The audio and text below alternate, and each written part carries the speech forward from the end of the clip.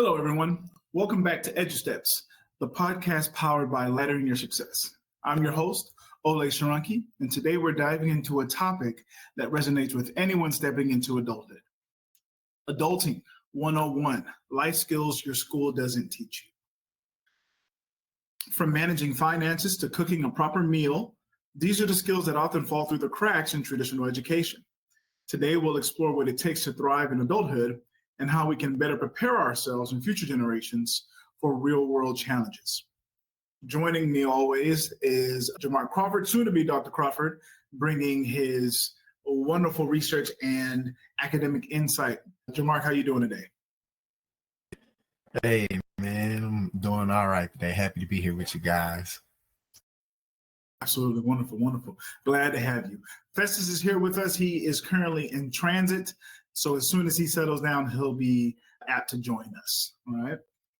So recent studies show a significant gap between the skills taught in schools and those needed for adult life. A 2024 survey by the APA found that 73% of young adults felt unprepared for adulting tasks after graduation. So let us start with adulting itself. Like, what is adulting? The term became popular with millennials and refers to mastering everyday life skills like budgeting, cooking, and time management. Yet many of these skills are not taught in schools.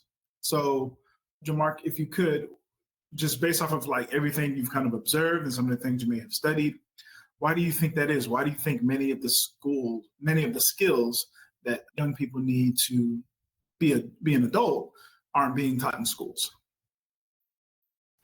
I think one of the main things is the lack of connection between the skills that they are learning in schools with real world application. So that's what comes to my mind when you were sharing what you were talking about, such as time management or budgeting and things of those natures. Those skills are embedded, but there's a lack of real world application. I feel like there are certain skills that are not taught, such as financial literacy and how money works. So they teach in school the math to count money, to do certain calculations, but there's not necessarily standards that teach how money works, the value of money, how to make your money grow, and strategies like that. So why is that not present? That's an interesting topic. If I would go off of my opinion and thought, this is not based on fact, it's just my opinion. My opinion would be, if we look at the purpose of public school, the purpose of public school is to prepare a future of workers, right? People who can go and join the workforce.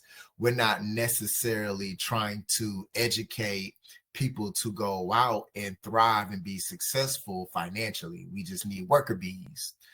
If that was the case, if we were trying to really educate people on how to thrive financially, it will be things such as financial literacy embedded into standards that actually teach about stocks, teach about investing, teaching about interest, teaching about compound interest, and teaching us at an early age to understand the concept of money and how to make our money grow.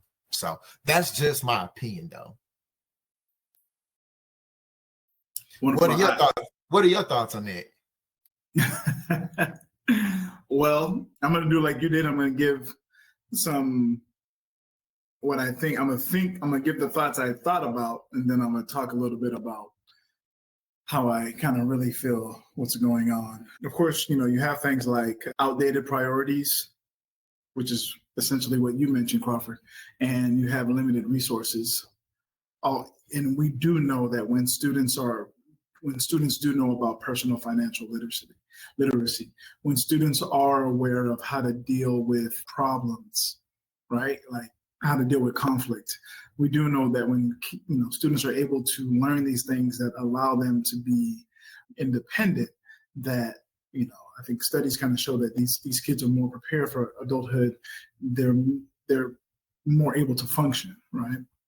And so last week we had a really good discussion, and that discussion kind of led us into understanding how things are taught in a private school from a private school standpoint. And a lot of private schools, the curriculum is very well taught out. It's very well thought out, sorry. You have members of the community, you may have like alumni, well-regarded researchers, parents, teachers who come and they ask the question, what do our students need to be successful in the real world, right? And then you have to also think about the type of demographic and background that the average private school student has compared to the background of your average public school student. Public school is definitely designed with a more, it's a more academically based mindset or approach that's being thought of when you're creating curriculum. When in reality, when you think about the fact that the majority, if not all students who leave a private school will most likely go to college or some sort of education after high school, whereas the majority, I won't say sorry, the majority, but there's a large percentage of students who leave public school who do not go into, post-secondary education. Those are the students that should, if anything, they should be more requiring of those skills, yet they are not. You have some areas that are aware of this and that are creating avenues and opportunities for that, but it's still not enough to where it can create lasting change. I had something else I was going to say. I couldn't think of it though. But that's kind of how, that's how I've seen it. We've been talking about the haves versus the have-nots. And this is kind of just I think a continuation of that conversation from last week. That makes sense, Crawford? No, yes, for sure. I see your perspective. I definitely think that the public school education system definitely needs to improve in the sense of real world application of the skills that they are being taught academically. How can these academic skills translate into the real world to where we can use these skills to help us adult? I think that connection is definitely not there. And what's interesting enough, the skills that you are talking about, some that you have mentioned, the course that I currently teach, Edu 1300, actually teaches those skills. And surprisingly enough, this is on the other end of the perspective of the spectrum, is that the students don't want to learn those skills. And that's just me being honest, because I get so much time. I get so many responses. Why do we have to do this? I don't need this class, and da. Why is this class mandatory? Blah, blah, blah, blah, blah. And then when we do certain assignments, such as time management, when we do certain assignments, such as that would help the students make informed decisions, such as career research and things of that nature, they're rolling their eyes and this and that. And I'm like, how dare I teach a lesson to equip you with the skills that you need to make informed decisions to better your situation? How dare I as a professor to do something like that? Right? And these are the traditional students. The non-traditional students, those that are older and come back to school, no issue, because they have experienced life and they see how helpful this is. The traditional students that are coming straight from high school, again, they're so young-minded that they don't understand that this is valuable information. So on one side, in the public school system, do they need to teach these life skills? Yes. But then on the other side, I do see that a course like mine, where I'm teaching those life skills, they don't see the value in it. Just want to give both of those perspectives. Yeah, absolutely. I love that. And so my question to you is, because number one, is that feedback taken, right? Is there a way for schools to see that information is being taken in? And secondly, what is your response to those students?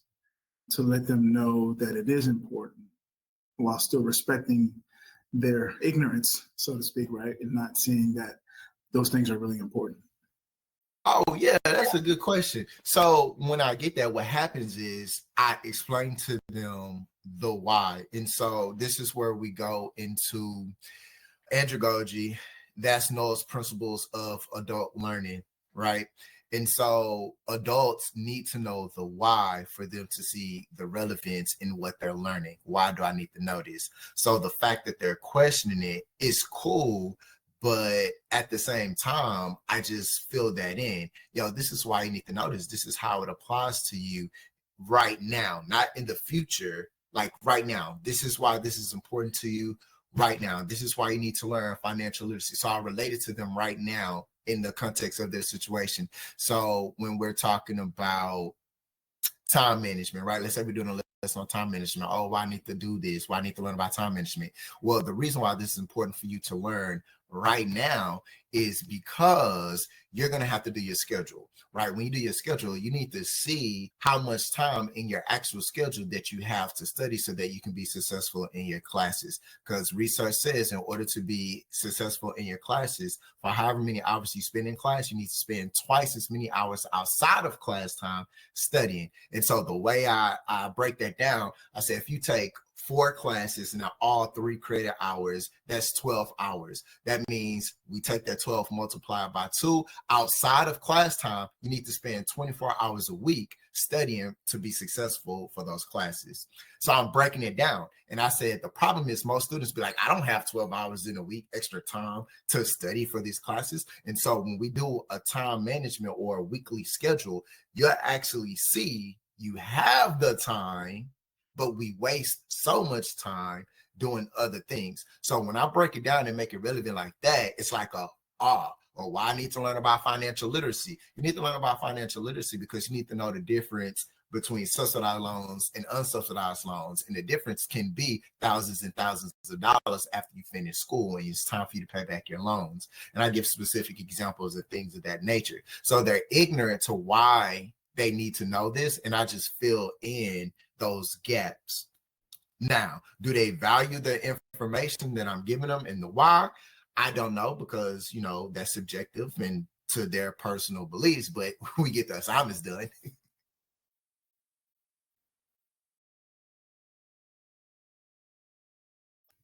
No, man, I love that. You know, and yeah, I think from a teacher professor standpoint, it's like there's only so much you can do. You know, I'm a firm believer in teachers planting seeds, teachers being farmers. So, you know, from what it sounds like, you've done the hard part. You planted the seed, and you know, a lot of times it's for them to allow it to grow. So thank you so much for that, Crawford. And so, and also I asked, are the schools taking that information? Do you have a platform to be able to give that feedback so they can improve on that? I think one of the best things we can do is like to kind of have the why already put into the curriculum to, you know, to kind of see those things. So do you have a platform to be able to like share that with the higher ups in the administration? Well, so the why is there. So here is the disconnect. So if you read the text, the why is in the text, like it's broken down by chapters, and the chapter may be time management or whatever. And so the expectation for college students is you read the text and it gives you why this information is relevant or whatever. And so the assignments that we have align with the chapters in our textbook, and it all connects together, right? And so it's explaining the importance of time management within the textbook. Well, if I'm a college student and if I'm a freshman college student, I'm not taking my studies seriously and I didn't read the textbook, but I come to class and we have to do this assignment, I'm disconnected of the why. Hey, LYS fam, it's Olay once again. You know, these days, many families are busy but want personalized attention. We at Laddering Your Success understand this dilemma and have created a unique approach to help guide you and your child with personal development tools to build a life of purpose. This intimate approach is helpful for those parents that feel the need to have a focused heart-to-heart conversation deciding on the next steps after high school. We provide individual post-secondary planning, virtual customized college and career counseling, and scholarship guidance and planning. Our one-on-one sessions are tailored to each individual student to maximize their potential in the post-secondary realm. With our guidance, your child will be able to make their dreams a reality. Don't wait. Simply go to lys.com/parents to get your copy today. Now let's get back to business on this podcast. So the why is there. It is embedded there, but I can give the why. I can have them read the textbook, or I can lecture on the why, and I can do X, Y, and Z, but they have to receive it. And to your question, is there a feedback loop to where we can give these kind of responses and to try to improve our systems? There's not a system in place to where, hey, this is what we have, boom, boom, boom. But there are meetings that we talk about these things that we come across to always try to improve our curriculum in the delivery of the content. But there is no formal feedback system to where we can put in this information. Okay. Yeah, and I think I kind of heard you wrong when you were explaining it. So, I mean, it's great that it's already embedded into the curriculum. So yeah, let's kind of head into talking a little bit more as to teaching life skills and some of these life skills, and we'll go a little bit deeper. According to a recent study, Gen Z is eager to learn some of these skills, these adulting skills, because they recognize their importance in navigating adulthood successfully.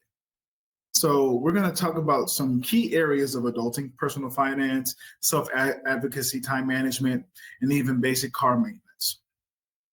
And so let's break down some of these essential life skills every young adult should know before leaving school. In regards to personal finance, budgeting, understanding credit scores, and filing taxes are foundational. Cooking and nutrition, preparing healthy meals instead of relying on takeout or processed foods. Time management, prioritizing tasks effectively. This is a game changer for both personal and professional life. Basic home and car maintenance, knowing how to change a tire or unclog a drain can save time and money. Self-advocacy, speaking up for yourself in personal and professional settings is crucial for success. These are all, and this is just my personal opinion, these are all things many kids in private schools with families who make over, let's say $150,000 a year make, or they know by the time they leave high school. I'm not trying to go after everyone. That's just the truth. And so as we've been doing, I would say in the last year of podcasts, there's this theme that I feel we keep coming back to, and it's the haves and the have-nots. And so there are certain things that are instilled into people who just have more, right? Whether that could be, money or assets or whatever it is, that they kind of teach their kids to know. And you don't see a lot of those things in lower income areas. And I'll go a step further here, right?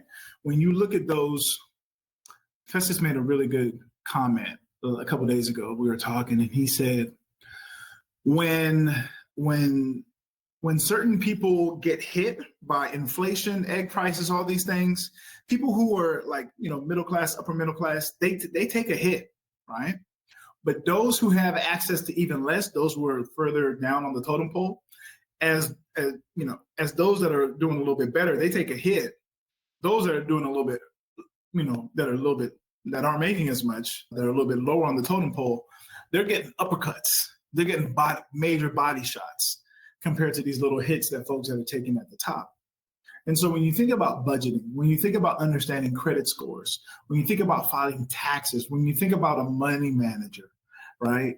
These are things that folks who are lower on the totem pole just don't have access to. Guess where their kids go? Their kids go to public school, right? So then you start to think about things that are just repeated from generation to generation.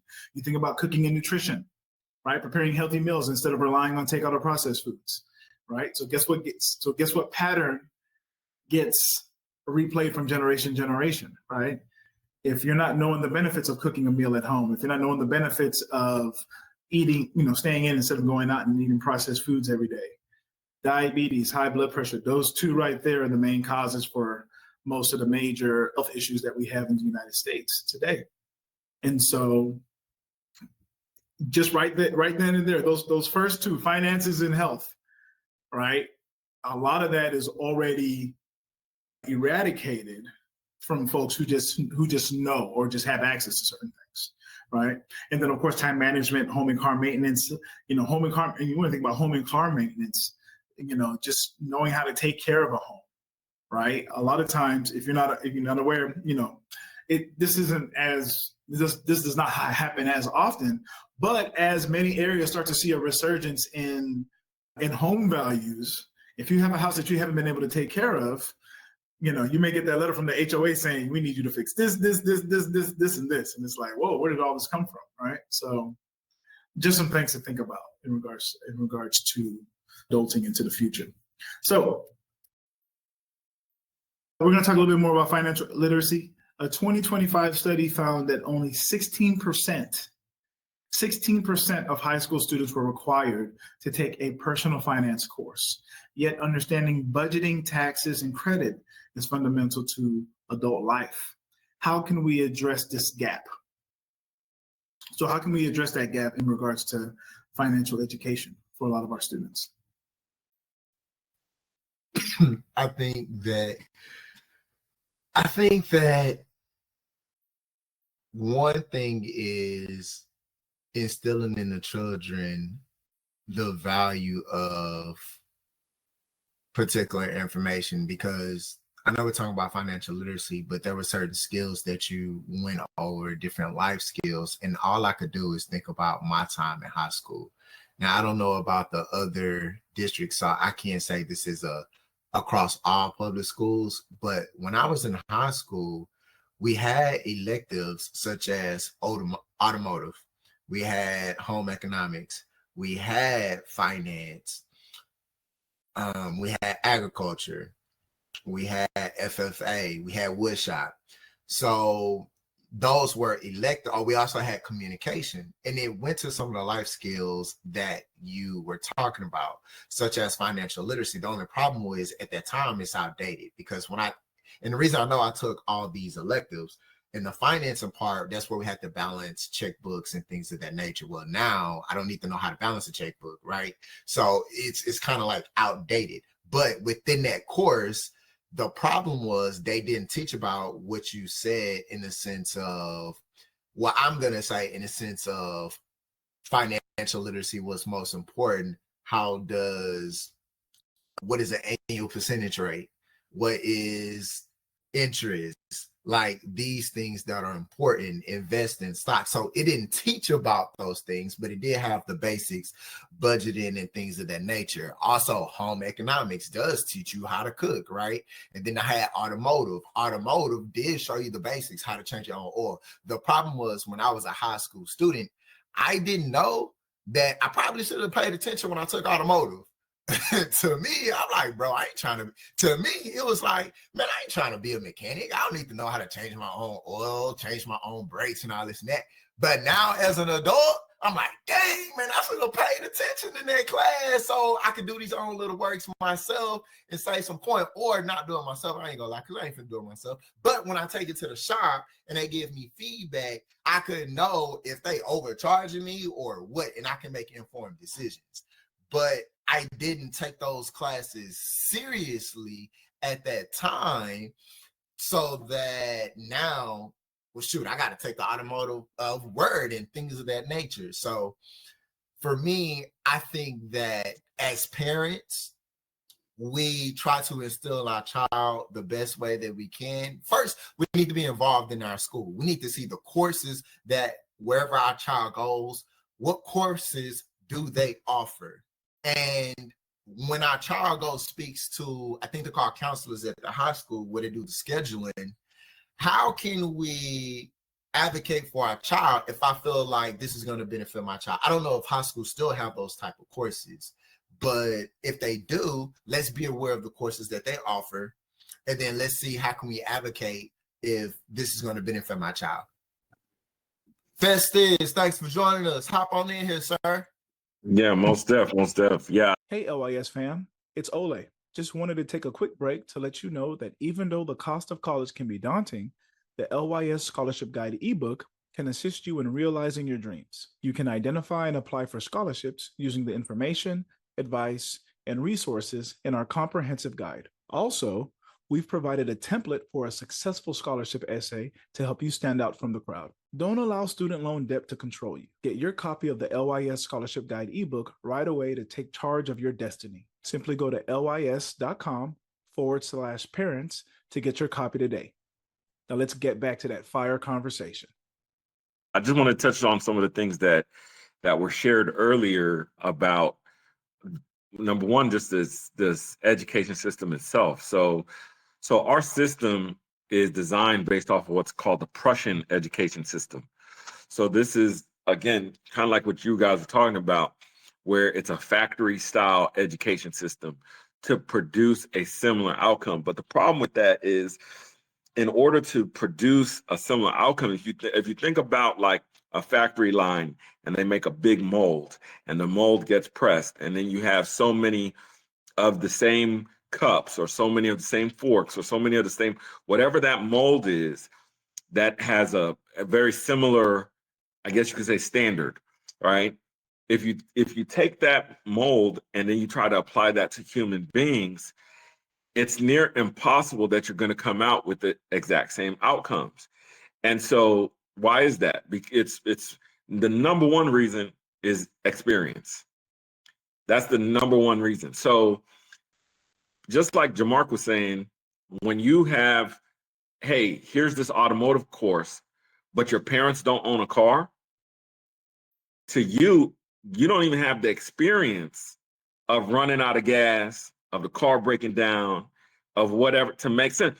Some kids, their experience is, oh, you just take it to the shop because, it just got regular maintenance. When we got the lease, it came with the maintenance package. So because they have a different experience, you will have different thought processes of what is important and what isn't important in terms of those type of courses and that type of education. So, when you extrapolate that a little bit further in terms of the Prussian education system, and again, Jamark touched on this, the whole mold was to create a workforce, right? It's literally, it's the Prussian system and our education systems actually built off of the Henry Ford plant model, right? That, and for those, you go look this up, the reason why it's called a plant is because it has a stem, it has offshoots, it has the roots, whatever. George Washington Carver actually helped Henry Ford develop the plant system. That's why they call it a plant system, right? Which helped to lead to industrialization. So the only way you get enough of a workforce that has the similar knowledge and skills to be able to go into that plant was to mass produce education as well. And so what we're dealing with now is mass produced education. And so when it comes down to, well, what other courses are available, the thing that happens a lot of times in terms of the practicality is a matter of preference, number one. So now, and Texas is a little bit different now. Now they've changed some of the systems to where you have to basically take what's the word? You have to take it's almost like, hey, if you're taking shop or something like that, oh man, if you're taking shop or something like that, you're on a strand. So you're going to take extra mechanical courses, extra engineering courses, something like that. That's how they kind of change the model. You talking about a track? Yeah, track. Thank you. A learning track. Now they have learning tracks. So that's one thing. That's one thing. Now, the other component of that is that outside of that learning track, the whole thought idea behind that whole learning track is that, again, you're producing a similar outcome. Now, if you have a person like Henry Ford or whoever's doing a business who's saying, hey, I'm going to invest in these schools, in this public education, in order to get these workers, then they're looking at it for their outcome, not for your outcome. And that's, I think, where the rubber meets the road right now, is that the education system is designed to produce a workforce for a certain type of work environment. And that work environment is no longer the same. So because of that, these courses that we feel are necessary, shop and, some of the ones Olay named, those are more preferential. And the reality is the student who comes from a lower SES background, a lower socioeconomic background, the student who you get it out the mud, you know what I'm saying? Maybe your first generation or whatever, that student has to understand that for a while, it's going to be harder for them to take that course and adjust to that preferential course than it would be for the other student where that's the norm. So if you look at, for example, a lot of the Fortune 500 CEOs, if you look at a lot of the people from that bracket, I know I'm kind of soapboxing right now.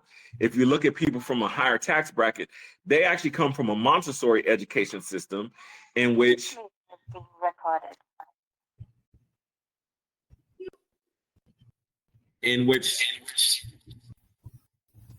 sorry, I'm breaking up.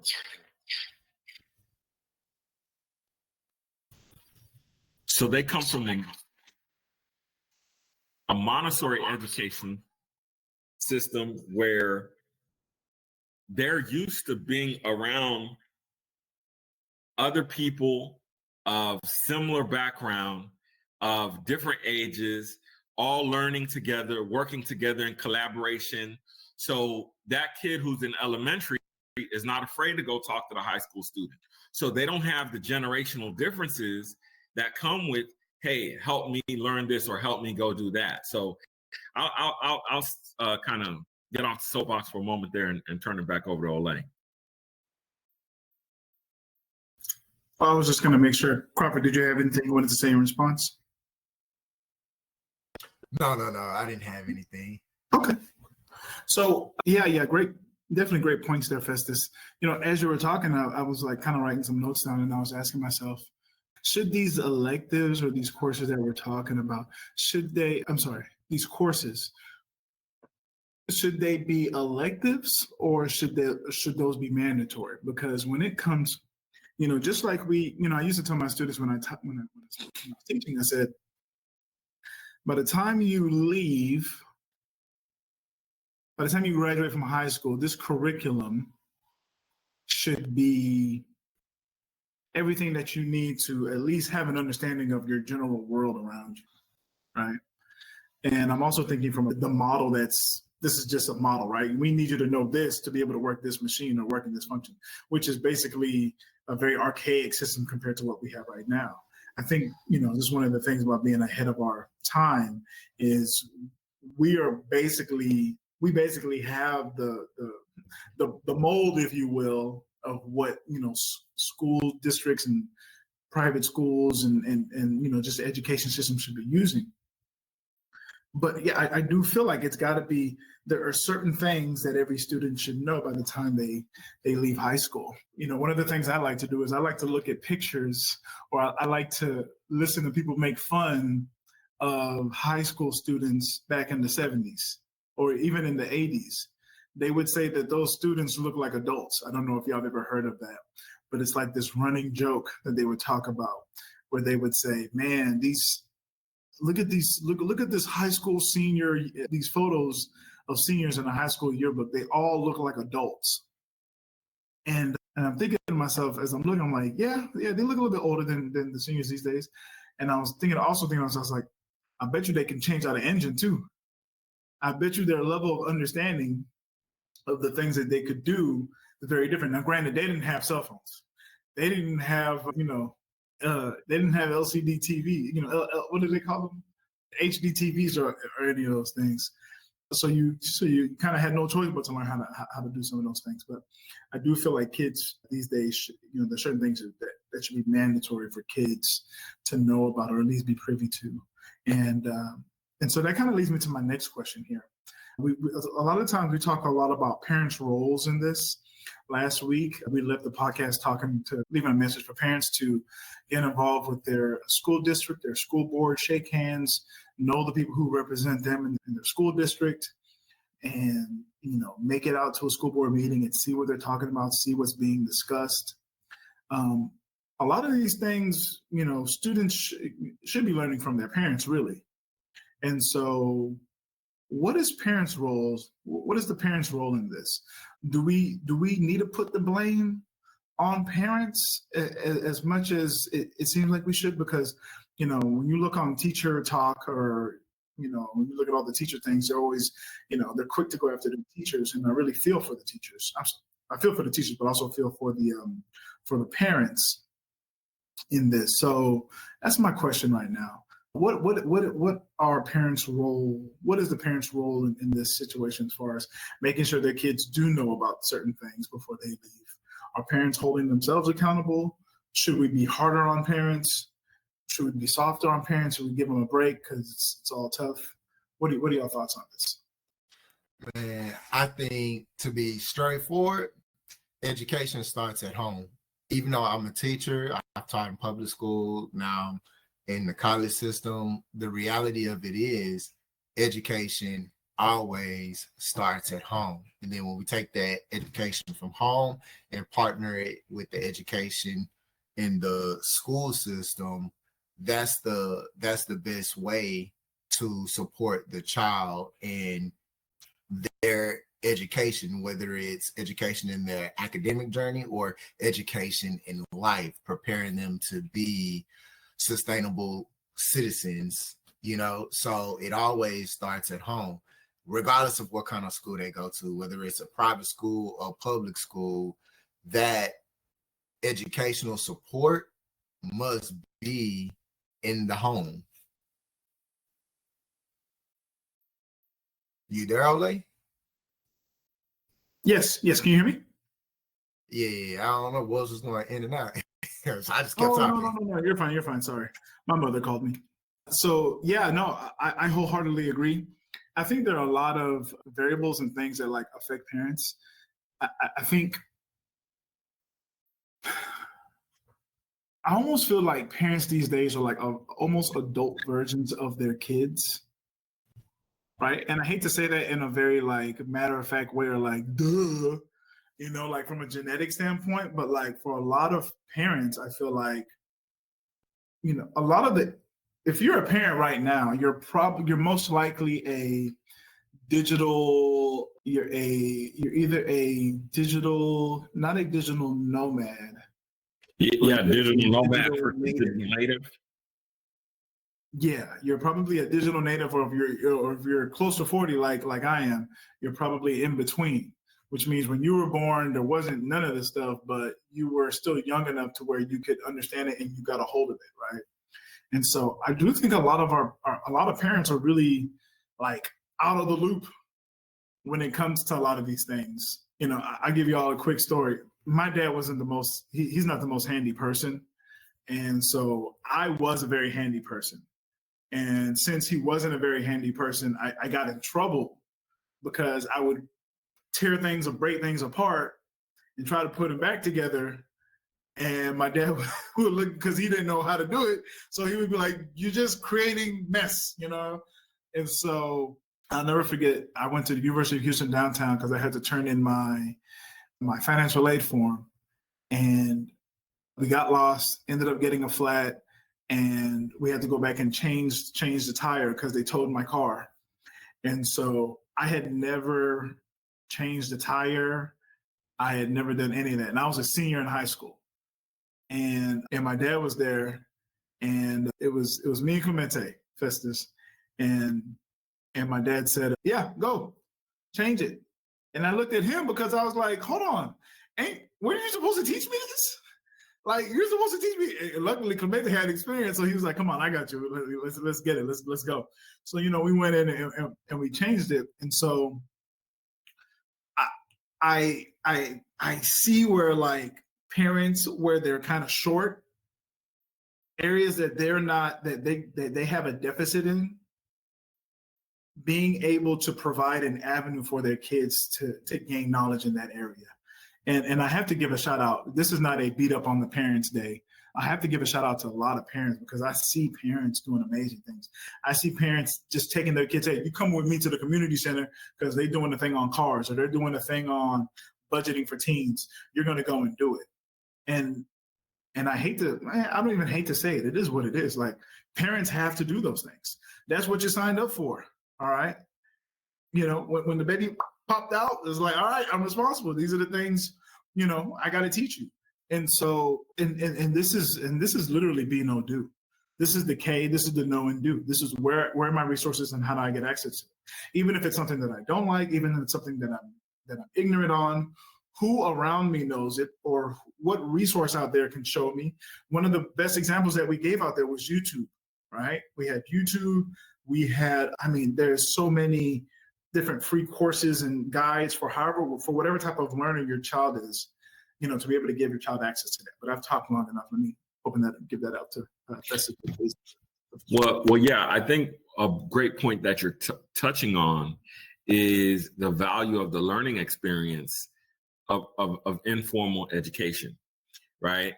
Don't realize how formal and informal education work hand in hand. And if you go look at some of our throwback videos, way throwback videos, I kind of talk about, I did a couple series on informal and formal education. Informal education is what your uncle teaches you, what your friend teaches you, what your auntie, niece, cousin, whoever teaches you, versus formal education is what's structured in the classroom or in an academic or didactic learning environment. And the thing is, in reality, you need both. And so a lot of cases, what's happening with some of these students is, one, either their parent doesn't have the formal education, but two, there may be an issue hindering the parent from engaging with the formal education after their academic season is over. So let's say, for example, you graduated high school or your parent graduated high school, but they hated high school. They got picked on. They didn't do well in some of the classes. You know what I mean? They, for whatever reason, they didn't like their high school experience. Now, when the community center or the local high school says, hey, come on out, family, friends, and that parent's experience in their psyche is, I hated that place. Why would I go back? So now what ends up happening is you start missing out on some of the experiences that you should be getting. Okay, now let's throw on another level. And another level of that is what is done for free. Now, you have to understand this. There's nothing in life that's free when it comes to anything. Anything. Even if you say, well, fruit grows on trees. Well, the rain had to sacrifice, right?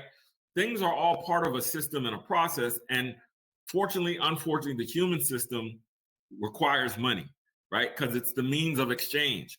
So when that person who's coming to do that free program at the school, they either got a grant that paid for it, or they're taking time out of their schedule to volunteer and do it. Either way, it either costs the grantee some money or it's costing that person time and energy. And so if we don't go to these free events and utilize those free events, eventually people are going to stop showing up. And that's the thing that we have to understand about what's happening in these communities in regard to adulting 101 is somebody says, hey, man, I'm going to go do a financial literacy class at the community center, the local high school, wherever they could get space. Why? Because, again, that space is not free. Somebody has to sign up. They have to register something. They have to book that space. Now, do they have money to publish it so that everybody in the world and everybody in the neighborhood? They might not. So it might just be a flyer on the person's desk, on the counselor's desk, it might just be a flyer on their desk saying, hey, this event's coming up. So you have to be very keen. You go into the local library, and it's interesting to me because, I'm one of those people who just frequents certain places. And when I look at the library in one neighborhood, a lot of people aren't there, but I'll look at the library in between neighborhoods and I see it packed. And what do I mean by that? If you go to the low SES neighborhood, the library is not packed. You go to the moderate SES neighborhood, library is packed. You go to the real upper echelon community, they got the library in their house. You see what I'm saying? So things change, you know what I'm saying? Depending on the situation you're in. And so when these avenues are available, you got to take advantage of them because, again, depending on a person's viewpoint and experience, they're going to look at that different ways. Now, if somebody's trying to give you this learning opportunity, you got to seize it. And what do I mean you got to seize it? Is you got to make the most of it. Ask questions when you're there. Show up on time. As a matter of fact, help set up. Ask them when the next one is. Where's the next one going to be? Maybe you can volunteer. So a lot of times when we're in that low SES space or area, we don't take full advantage of those opportunities. And then as we start moving up in SES, now we think, man, I'm not going back to that neighborhood or that or third. And sometimes in our psyches, in our minds, when we look at these low SES neighborhoods, we think those are the same kids for 20 years, 30 years, 40 years. Sometimes that's true. Sometimes it's not true. Sometimes those kids moved out, their parents did better, they went to the suburbs, and now they're in a different neighborhood. But that same neighborhood's still there and still serving low SES population. So these are all things to take into consideration from a parent standpoint, from a community leader standpoint, and from a student standpoint. Also, to add on to both of y'all points, Festus and Olay, for the parents, we need to be aware of our ignorance. We need to be aware of what we do not know. So, because both of you gave great perspectives, like when Olay was sharing as a kid, he was taking things apart. It's also, as a parent, I need to be open. I need to seek to understand. And when I see that, I see a child who likes to explore things with his hands. So to engage with my child to learn, let's try to figure out how to, I might not know how to put it back together, but let me sit with you and try to do it together. It's a learning experience for the both of us. Or the example with the learning how to change a tire. The father's like, go do it, right? If I'm the father or and this is nothing to you personally, I'm just using the example, Olay. But this is part of adulting. We have to adult so that when our kids adult, they know how to adult as best as possible, right? So it's like, okay, son, I don't know how to change a tire, but let's go do it together. Let's figure it out together.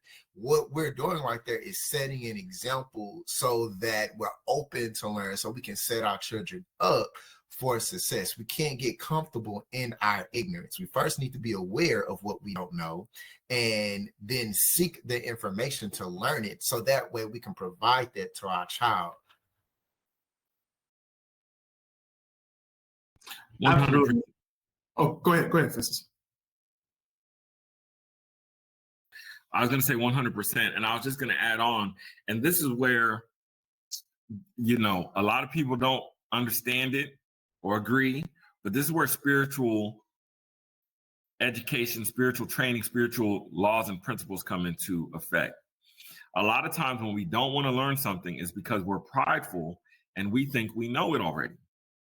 Or we know enough that we don't need to know anymore.